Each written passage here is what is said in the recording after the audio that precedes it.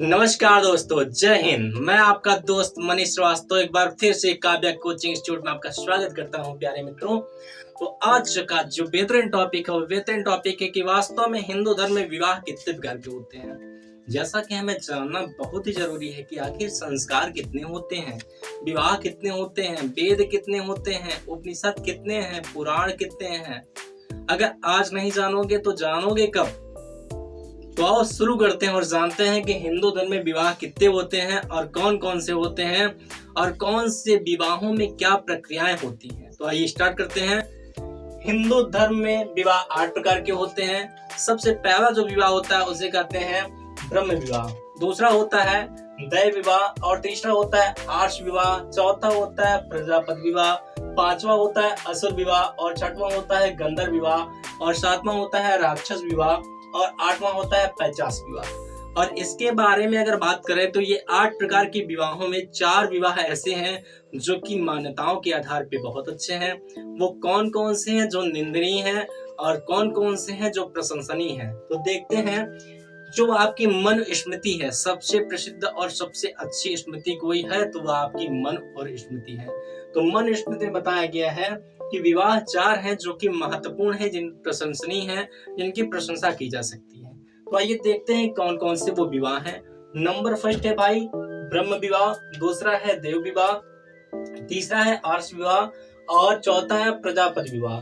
तो आइए देखते हैं डिटेल से और जानते हैं कि ये ब्रह्म विवाह क्या होते हैं, देव विवाह क्या होते हैं, आर्ष विवाह क्या होते हैं, यानी पूरे विवाहों के बारे में देखते हैं। पहला विवाह ब्रह्म विवाह वह विवाह होता है जो सामान्य वर्ण में किया जाता है और सामान्य वर्ण में जो वर पक्ष होता है वो कन्या पक्ष को कुछ मूल्य देकर के विवाह करता है।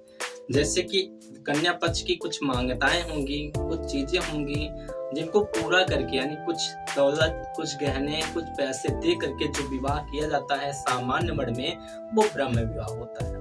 आइए आगे बढ़ते हैं। दूसरा विवाह है दैव विवाह। दैव विवाह भी ठीक ऐसे ही होता है, लेकिन अंतर थोड़ा सा होता है। अंतर क्या होता है कि ब्रह्म विवाह में लड़का तय करता है कि लड़की को क्या देना है, पर दैव विवाह में लड़की तय करती है कि मुझे किससे विवाह करना है, क्या गुणवत्ता है, क्या क्वालिटी है, क्या चीजें हैं और मुझे किसी के साथ रहना है, कैसे विवाह करना है, कैसे 7 जन्मों का संगम निभाना है, वो सारी चीजों के बारे में दैव विवाह में बात होती है। आइए एक बार फिर से दोनों का डिफरेंस समझते हैं। सामान्य वर्ण का जो विवाह होगा जिसमें वर पक्ष कन्या पक्ष को कुछ पैसे दे करके, कुछ मांगों को पूरा करके कन्या से विवाह करता है, वो ब्रह्म विवाह कहलाता है। परंतु जो विवाह में यज्ञ होते हैं, यज्ञ कर्म होते हैं और यज्ञ कर्मों के आधार पे कन्या अपने मनचाहे वर का चयन करती है, उसे दैव विवाह कहती है। आइए आगे बढ़ते हैं। थर्ड नंबर आता है आर्ष विवाह।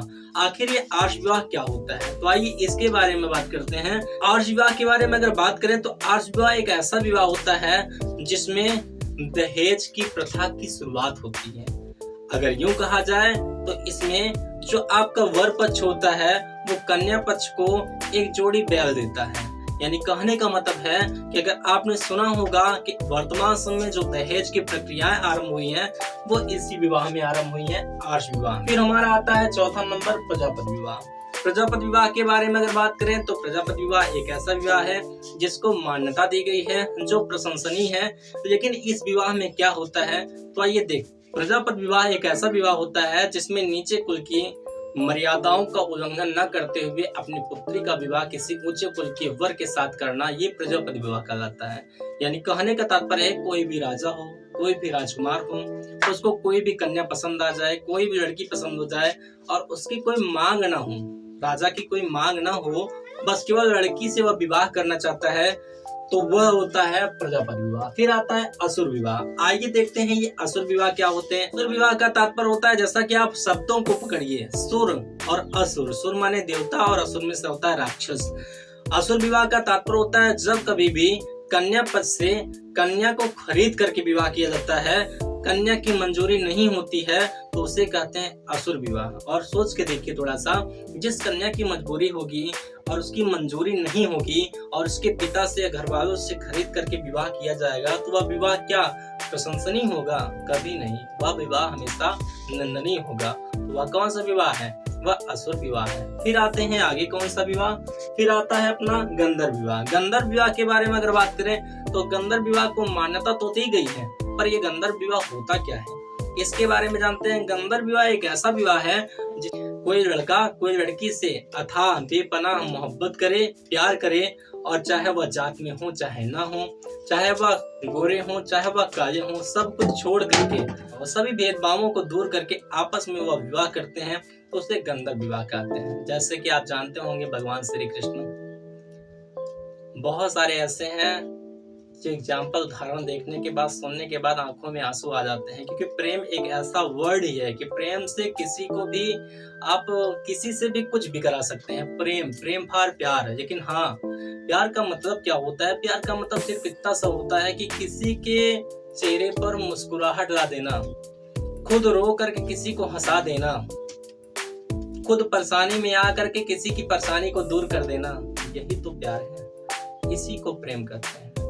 कहते हैं 2.5 अक्षर प्रेम का। आइए आगे बढ़ते हैं। आगे हमारा आता है राक्षस विवाह। ये राक्षस विवाह क्या होता है? राग किसे कहते हैं? जब कोई भी व्यक्ति किसी भी दूसरे राजा को हरा दे या उसको मार दे, उसकी पुत्री, पत्नी या बहन से जबरदस्ती विवाह करता है, तो उसे कहते हैं राक्षस विवाह। फिर आता है 8वां विवाह, जिसे कहते हैं पैचास विवाह। पैचास विवाह क्या होता है? किसी भी लड़की को विश्वासघात करके या अपहरण करके ले जा करके विवाह कर लिया जाए, तो उसे कहते हैं पैचास विवाह। मनुष्य में यही 4 विवाह को प्रशंसनीय बताया गया है, जैसा कि आप देख सकते हैं ब्रह्म विवाह, देव विवाह, आर्ष विवाह, प्रजापति विवाह। तो ये था प्यारा सा वीडियो, आशा करते हैं आपको सुन में आया होगा। आगे की वीडियो में हम देखेंगे 16 संस्कार कौन कौन से हैं।